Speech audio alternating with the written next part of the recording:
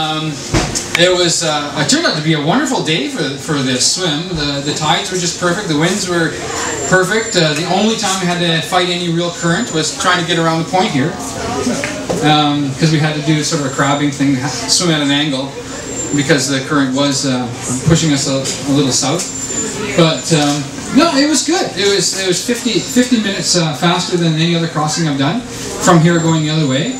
I'm not exactly sure why, but okay, well, it's me. It's my training. But I got to thank everybody in my family. A big chunk of my family's here with 5 of my grandkids, or 6 of my grandkids. Actually, one's working right now because she's almost got her driver's license, believe it or not. And my daughter's over there, and my sister, and 4 of my grandkids. They're all playing in the grass. My other daughter, Sarah, is right over there.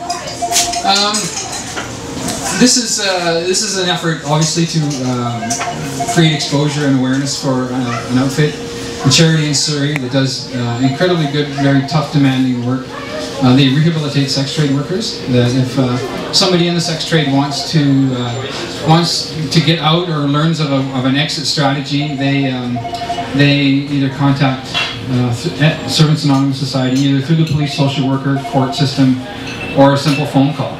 And they will work with them on a 24-hour basis. They have 2 homes, so these girls live there with them. They have their own school, and this is all in Surrey. And teach them life skills and to be productive members of society. And I'm not going to get into too many of the nitty-gritty details of what goes on or how it comes about, but it's simple to say that there are places, a lot of places, many places in the world where women are treated as sexual ATMs or financial ATMs, and we believe that people are very much women are very much people too, and they're worth fighting for and worth giving a chance at a real life, like I'm sure a lot of you have enjoyed, and I have as well. I feel incredibly blessed to have been born and raised and brought up in the lower mainland and have easy access to what can be very easily described as paradise on earth. And we're looking for your support. We have sign-up cards for $20 a month, and you can also make a straight deposit online at my website, willrogers.ca or sasurrey.ca. And there's information on both sites. They have links to both from either site. That's really all I'm going to say about that. The charity does its work. It's very brutal work, very tough, time-consuming, and very efficient work. And it's something that's obviously very worthwhile to see somebody, taken from a life on the streets to a normal, productive working environment, raising their kids properly and paying a mortgage, paying for their own house when many of them are homeless. So does anybody have any questions about the swim or the charity? I'm more than happy to answer them. Yeah. How are you feeling after the swim? A little tired. Where? Arms, shoulders. chest, everything? Shoulders? Shoulders, arms. Everything else is fine.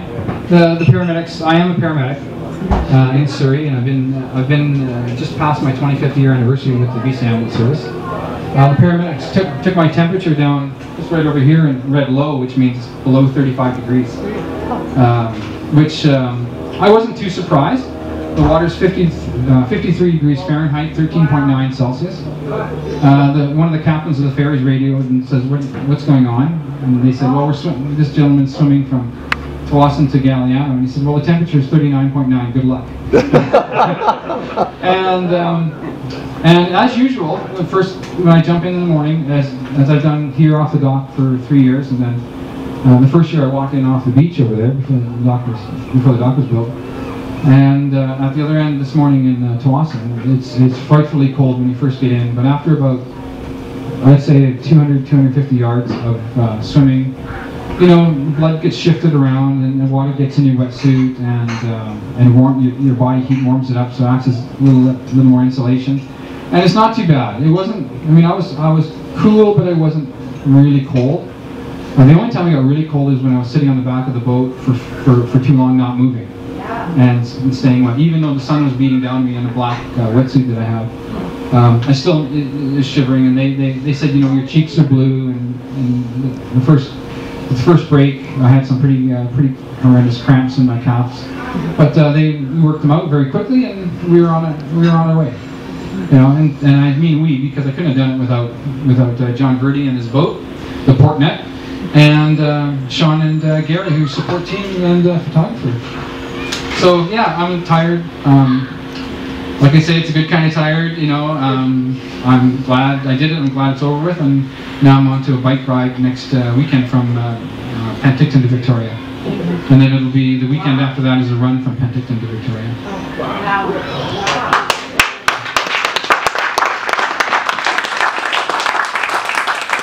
Is there a way to stop cramps if you get them in the water? I mean, no, it's not in this kind of environment. For me, I don't really. My legs are tightening up a little bit. I could feel them, but it's when you stop swimming and then try and use other muscles that you're not used to using, which is like trying to climb into the back of the boat. You know, and that's when they cramp. Both my calf muscles cramped up quite severely. Not really. You can sort of feel them tightening up, but then they loosen off fairly quickly. It's not like being in a pool. And it's sort of the same rule goes too. My legs and my arches cramp up when I push off the wall because I'm not swimming that. That's not a swimming move, right? Because you're all of a sudden firing muscles that are just, you know, along for the ride when you're swimming. And when you try and climb a ladder on the back of a boat, the same thing. You fire muscles that have been basically not, you know, along for the ride in the cold water. So, and I gotta say,